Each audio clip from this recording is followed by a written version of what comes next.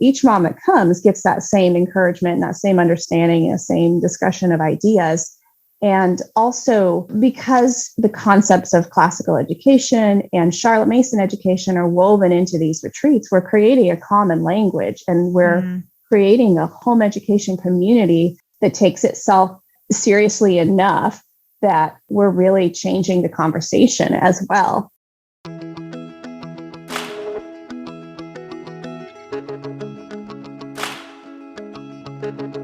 Welcome to Scholé Sisters, the podcast for the classical homeschooling mama who seeks to learn and grow while she's helping her children learn and grow. Scholé Sisters is a casual conversation about topics that matter to those of us in the trenches of classical homeschooling, who yearn for something more than just checking boxes and getting it all done. I'm your host, Brandy Wenzel. You can come study Charlotte Mason with me over in the Charlotte Mason Think Tank. Go to afterthoughtsblog.net/think tank to learn more. My co-host today is Abby Wall. Abby is basically the queen of the Scholé Sistership. Abby is a country-living farmer, rancher, a loving wife, and mom of 5 who homeschools and reads whenever she can. Are you interested in hosting one of our annual online local retreats? We are so excited about this year's plan. Misty has gone above and beyond to make hosting dreamy for you. The real, yes, delivered in your mail, Hostess kit has exclusive swag for you and your guests, plus all the papers and supplies to make it fun and simple. It's the perfect thing for the homeschool mom group, even if not all your members are classical or Charlotte Mason. This year at the retreat, we'll be talking all things habits and habit training. So to register to be a hostess or just to attend, head over to scholésisters.com/habit and sign up. Our special guest today is Danielle Cyrus. Danielle was a pre-law student when God disrupted her plans and led her to education. She has 4 children and has been married to Grant for 20 years. She began homeschooling as her oldest reached school age and has been neck deep in books ever since. Danielle is a tutor in the Classical Conversations Essentials program and has led various home education support groups and retreats on classical and Charlotte Mason philosophies. She is passionate about fostering supportive community for home educating parents. Danielle has been hosting a local Scholé Sisters retreat for years, so Abby and I thought it'd be great to get together with her for a bit and discuss the ins and outs of hosting a local retreat and get her to explain why she loves retreats so much. Danielle gives plenty of helpful tips along the way, and so, without further ado, let's get to it. Welcome. We aren't going to have a Scholé every day because this is a summer episode. We're just going to jump right on in. Boo. Abby, would you like to name a book you're reading just to get out of your system? Sure. I'll read a funny one. Jane Austen's Genius Guide to Life. On love, friendship, and becoming the person God created you to be. Oh, wow. It was just randomly at my library. And I thought, I think I should pick that up on a whim. And it's not very long. And I thought it was hilarious. So somebody called it in one of the little excerpts, Jane Austen as your life coach. And I laughed. I was like, yeah, I'm gonna read this. This will be fun. So I just started it. It's sound funny like so far. I love Jane Austen. I do too. And so does this author. So. Well, Danielle, when we were discussing privately which retreat host we wanted to invite on to have a summer episode this year, we picked you because Abby just goes on and on and on. She can't sing your praises enough. She's just, Danielle's such a lovely host and she always does such a really great job. And so we have high expectations. Oh, no pressure. Yeah, really. But I thought we could just start with a little bit of background. If you could tell us, when did you start hosting Scholé Sisters retreats? Did you do it from the very beginning? That's a good question.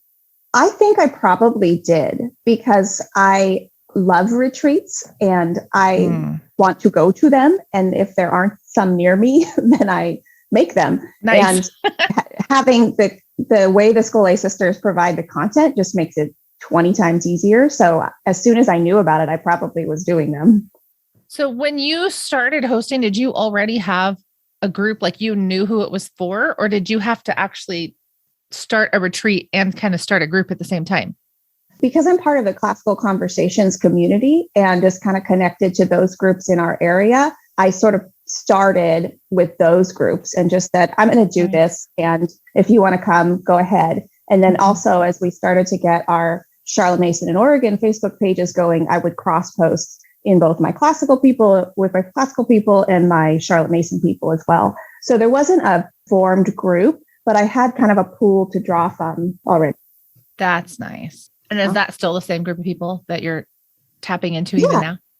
It seems like it. Yeah. Abby, what would you say about that? We're still kind of drawing on the same group, right?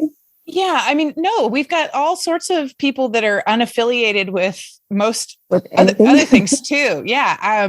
Because our reading group that we get together once a month in the evenings and discuss either one of the volumes or like an article written by the Parents Review. We have people from, I don't know, sometimes up to like 40 minutes away that aren't in either of our groups, like our co-ops or anything like that. And then I've invited people from church and you have other friends. So, I mean, it is really a hodgepodge. Oregon does not have a ton of Charlotte Mason homeschoolers in our area. There's a handful of us, but we live so far away. It's not like it's conducive to a, weekly meeting with one another because we just live geographically far away. And the majority of the people that we know that are Charlotte Mason homeschoolers live up in the Portland area. So that's just we're just all over the place. So yeah. Is some of that just from being rural and spread out in general, or is it just not as popular, you think? I think it's probably, I don't want to call Charlotte Mason not as popular. I'm reacting to that phrase.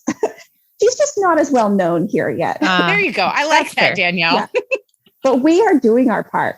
Yeah, we are. Good job. So is this a really big group? This sounds really big to me. It fluctuates. So last year, I think we had 11.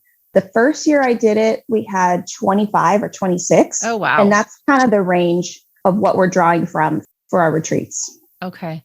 You hosted it at your house, even up to 25 people? Oh, no. I host our Charlotte Mason study group at my house. Oh, okay. Yeah. But I always use a facility, a church usually. Okay. So you're hosting at a church. And so then this is probably a good time for you to let us in on the logistics of what are the main things that go into hosting for you? I mean, is it the same location every time, or is it every year you're having to hunt down a location and then plan around a new location? I try to keep it pretty simple. So as we get to about this point in the year, I start to first nail down the date. I don't try and cater to everyone's schedules, but I usually kind of make a broad request and just say, here are 3 dates. Who's available? So I can at least know someone will come. It'll be me and at least one other person. And then I will nail down the facility. And if possible, I usually just go with wherever I was last time. I think we've had it at 2 different places since I've started where I live now. And one is a really big church and one is a really small church. And both have worked out pretty well. So you're not necessarily doing it live then. You let them choose a date and you do the replays. That's good to know, because I feel like, I don't know if we've had as many hosts on that were doing replays, and I'm not sure everyone's really aware that you can still have a really great retreat, even if you don't match up with the live date. Oh, yes. And for me, actually, I find it less stressful because I just find that when we get together, people have so much to say. And I hate cutting the conversation off, which you still have to do to, get out of there by the end of the day, because we don't rent the facility overnight. But if I were doing it live and trying to keep up with the schedule, that would really keep us locked into that. And for some, for sometimes that would be a good purpose. But I find for our groups, we really like to just go with our own rhythm. Yeah. I love that you are able to do that. That's great. Last year, we changed the format of the retreat, I'd say pretty significantly compared to the previous years. Abby, how would you describe, I'm trying to think of how I even describe the new format. I mean, the old format was pretty much what everyone would expect. It was lecture style followed by some questions. And then you, Abby, did what we called an integration session at the end, which was trying to help with application of the ideas. But it was all very 45 minutes of talking here, 45 minutes of talking here. I mean, it was just very traditional. Yes. Then we have this new stuff. I'm like, how do you even describe this? I mean, round robin, right? Okay. Look at you. I don't know. I'm trying to think. I'm trying to describe it without it sounding chaotic. No. I mean, no one broke their arms, so it's good. No, that's Red Rover. Sorry. Round robin is just wrong game. But I just found it to be way more interactive. I liked the shorter pieces because I think that sometimes when we have 45-minute lectures, it feels like it's 45 minutes of a fire hose and I might get 2 or 3 ideas out of it. And then the rest of it kind of just washes over me. Whereas these shorter segments felt like, okay, I got 2 to 3 great ideas.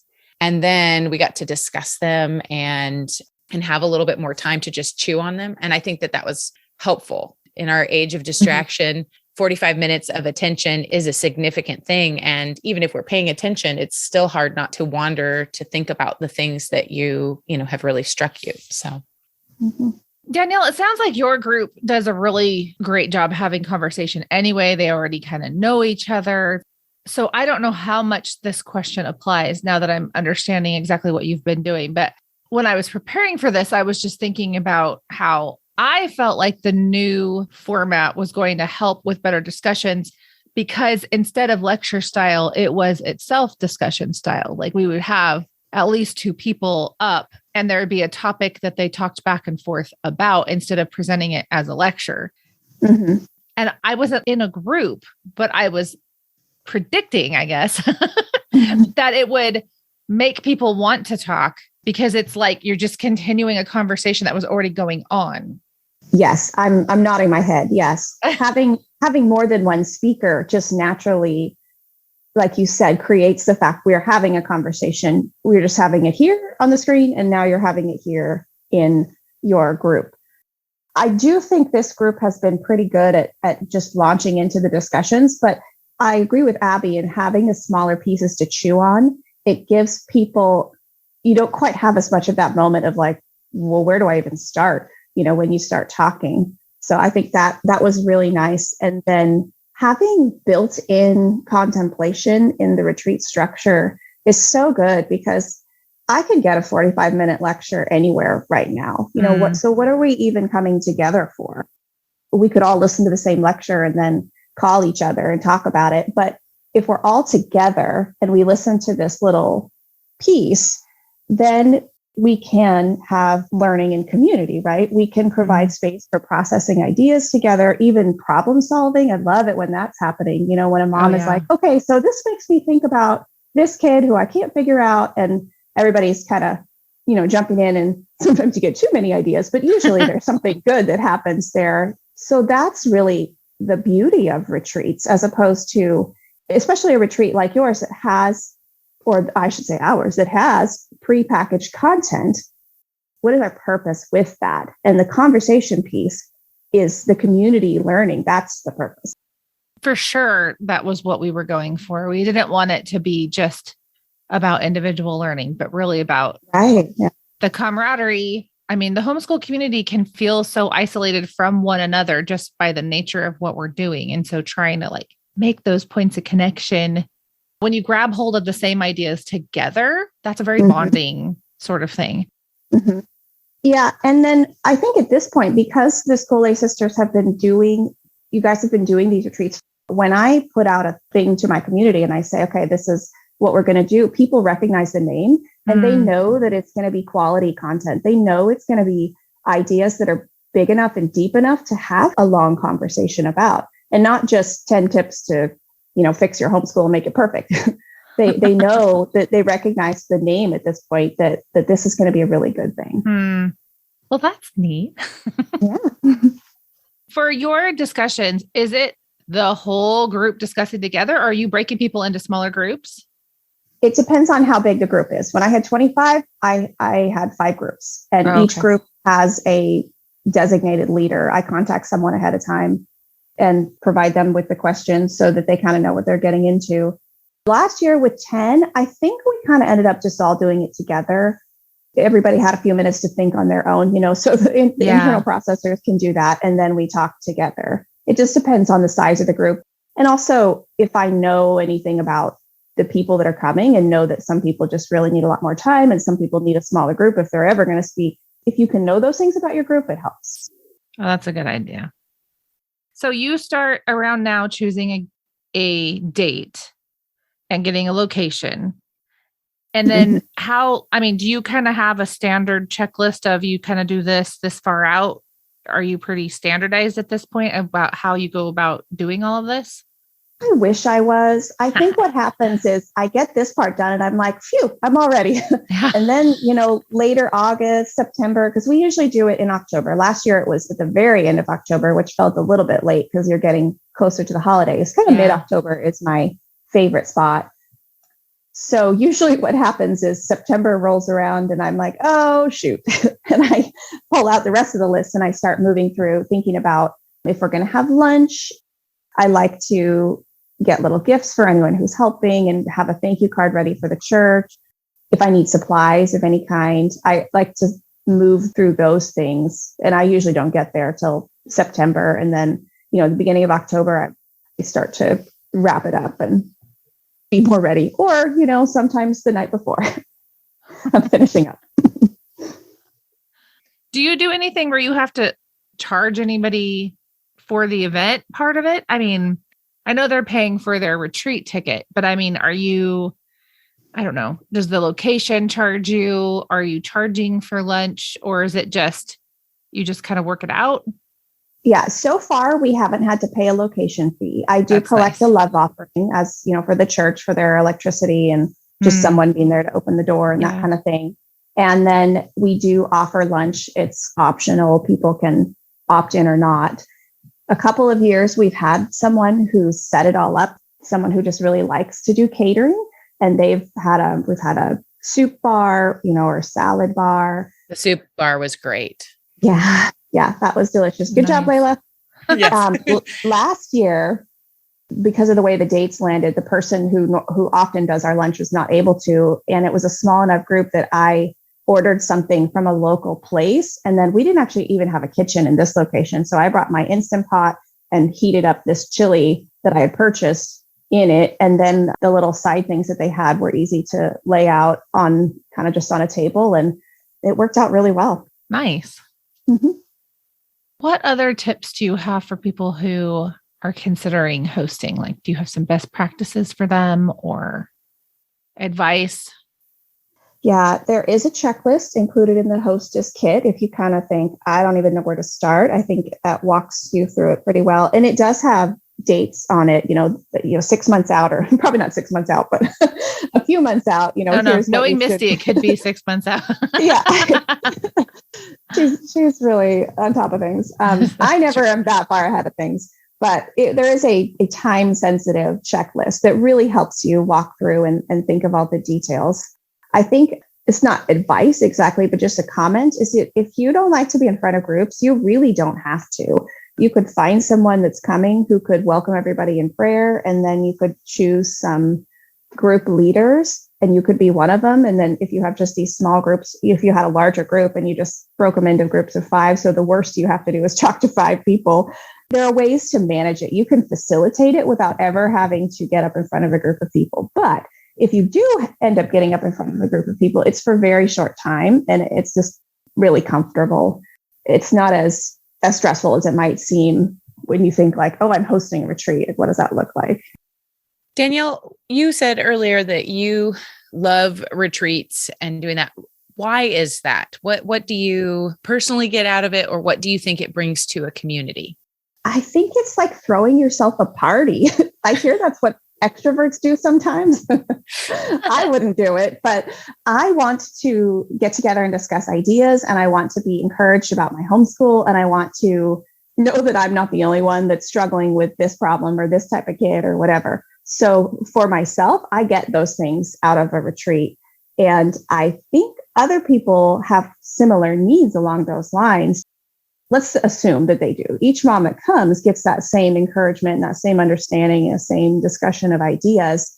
And also because the concepts of classical education and Charlotte Mason education are woven into these retreats, we're creating a common language and we're creating a home education community that takes itself seriously enough that we're really changing the conversation as well. And that might be kind of too lofty, but I feel like it's happening on the ground roots level as we have these retreats and the language continues to evolve around it. And I just think kind of backing up to strengthening each mom, like each strengthened mom strengthens the whole community and strengthens the whole family, which can only be good. Right.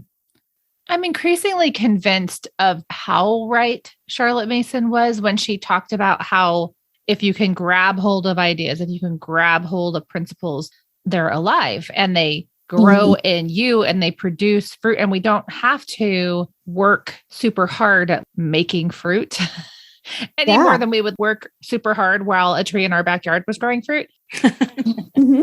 I think it's such a beautiful thing as the principles, the ideas become deeper embedded in our souls. It's just like magical things start happening in the community and inside the individuals in the community. And you don't really have to make that happen. You just kind of get to stand back and watch it happen. I don't know. It's so exciting. I love it. Yes, exactly. Have you had anything that has, and we may have to cut this out, but have you had anything that has maybe gone awry, but, eventually worked out? Have things come up? Yeah. I have had the lunch thing last year. I think that did come up kind of late, or it might not have been last year. One year, the person that I had for lunch had kind of a last minute change in schedule. And that sort of left me thinking, oh, what do I do now? So that was a little bit of, I don't want to say stress, but it was a little bit of an awry that had to be straightened out, but it wasn't too, and that's when I gave myself permission to just buy something and spread the cost with the group. And that worked out really well. I get nervous sometimes about numbers because I want to have a few. So if it's too small, then it sort of feels like there's 3 of us in this great big building.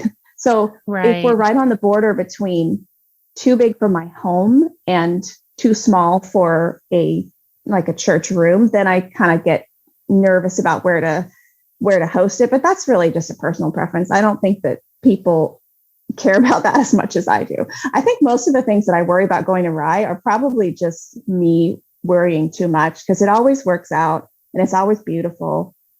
That's actually a really good point. And I feel like people are showing up and they all want this to succeed. Like they don't want to go to a bad event. They want to go to a good event. And so lots of times people are willing to step in and help if there is an emergency. Yes. Yeah. It's easy as a hostess to think that we have to do it all, but really it's amazing how helpful people will be if something kind of doesn't go quite right. Yes. And actually that does make me think of a piece of advice I have is as you're preparing for it is think through really little tasks so that whenever someone says, can I help? You can say, yes, I would like you to write this thank you card. Can I help? Yes, I need you to bring paper plates just so you have something ready. Because half the time they ask you and you're in the middle of something else and you're saying, I don't really know. I'll get back to you. And you don't. And then you're running around doing all of it going, why did I do this to myself? When people were perfectly willing to help me. Exactly. I feel like that's a good discipline in general. Cause I often think of that, like when kids are bored and I'm thinking, why haven't I been keeping a list of all the chores that I know I want them to do? I could be handing things out right now, but instead I'm like, I don't know. Go think of something yourself. Exactly. It's just like, Well, this year's event, have we told you the topic? No. Okay. No. Oh, I kept it a secret. Okay, good. Can I tell her? Yeah, tell her. I was like, maybe that was strategic. No. We're telling. We're sharing it. We're sharing knowledge. Yes. So we're doing habits this year. Fantastic. I'm really excited about that because we're going to try to touch on both the philosophical side, the whole Charlotte Mason, Aristotle, like what is a habit? Why would you want to deliberately form them? That kind of thing. But then also the practical side of this is how we habit train. And possibly what to do when you have a bad habit. Yeah. That's great. Because that was going to be my question was obviously Charlotte Mason talks about habits, but people don't realize that that's a part of the classical philosophy as well. So that's great. Misty's working on reading assignments and things that we can say if groups want to do further reading later, like here's some things that we drew on that could be discussed. That topic is so, I need to hear it. Yes. I'm assuming most people do, especially after summer where I've kind of let things slide and I'm like, oh, we used to have good habits. It was great. Good times. Yeah. Back then. Back in the day when I was organized and on top of things. Well, it is July, which is kind of the black hole of the summer months where everything gets lost. So don't be too hard on yourself. Yeah. Well, it's amazing how things can disrupt habits that we feel are very ingrained. So I was listening to a podcast today. It's one of those ones that comes out, like 4 or 5 days a week. And the host, he was saying that he has a way, the whole habit or routine, we would probably say, of how he goes about doing show prep to get ready, because he's, it's not like ours where you've got 2 weeks to think about what you're going to do. He has to do it every day. So he goes on vacation and he comes back. And even though he's been doing this for years, he missed like 3 steps. So he was talking about like, these are these different things that he does. And he didn't do any of those things. And it wasn't on purpose. It was just like, he forgot his habits after being gone for less than a week. And I just thought, I think that's why we always feel like summer does a number on us, because we're like trying to pull back, everybody into good habits, but we lose a big anchor point because we're not doing formal lessons. Yep.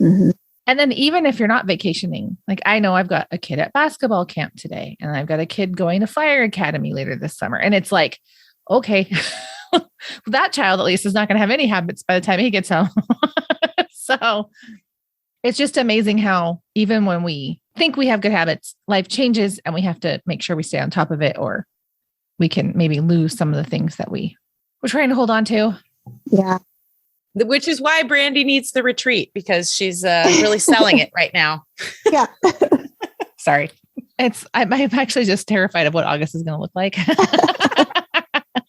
Well, Sorry, what Danielle. I was going to say was being gentle with yourself, because it happens to all of us every year. And I think if we sit there like going, how did this happen? And what have I done? And rather than, backing up a step, how in schools they'll spend, the first month reviewing math, right, rather than jumping on to the next level. We really need to think about our habits that way. Let's not assume you remember anything. Let's review from the beginning of last year. That is such a good point, because I think I often expect everybody to just remember this is what our habits were like last year. And I kind of have like a get it together attitude. Yeah.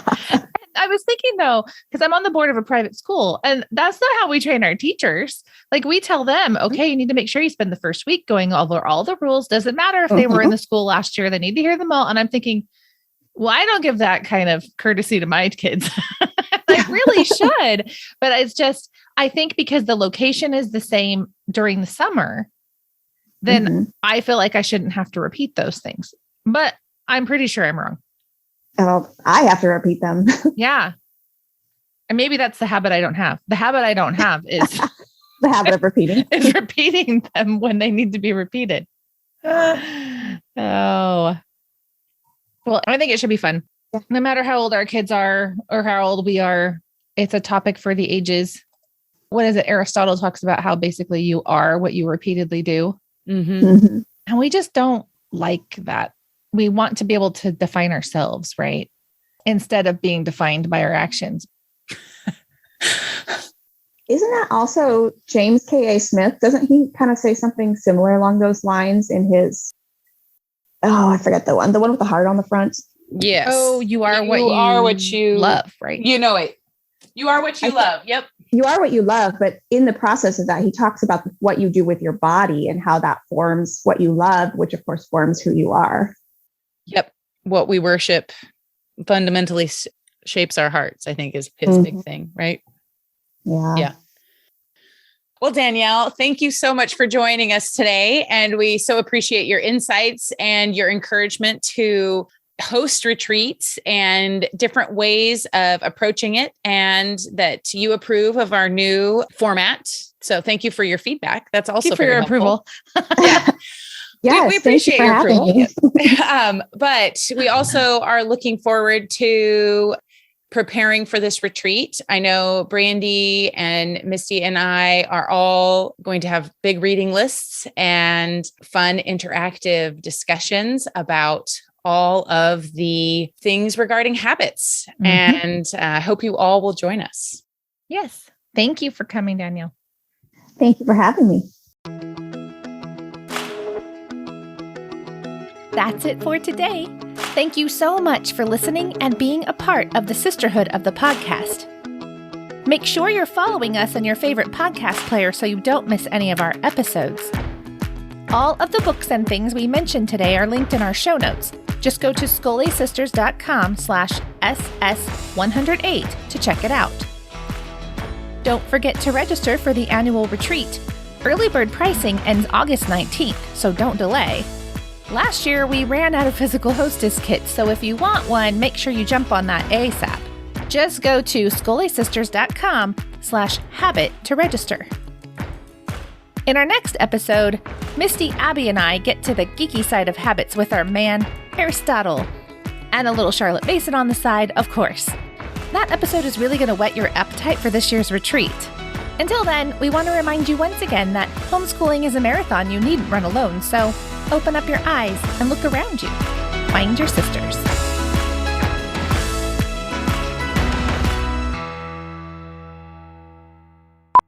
I felt really dumb. I don't know. When I first signed in, it was like, please wait for your host to start the meeting. So I'm sitting there and then I thought, oh, I'm the host. Anyway, that's why I'm a couple minutes late because I forgot who I was and what I was supposed to be doing. What's my role in this thing? Exactly. I mean, California is such a nice place to live that I just don't leave it anymore. Oh, gee. No one believes that, Brandy.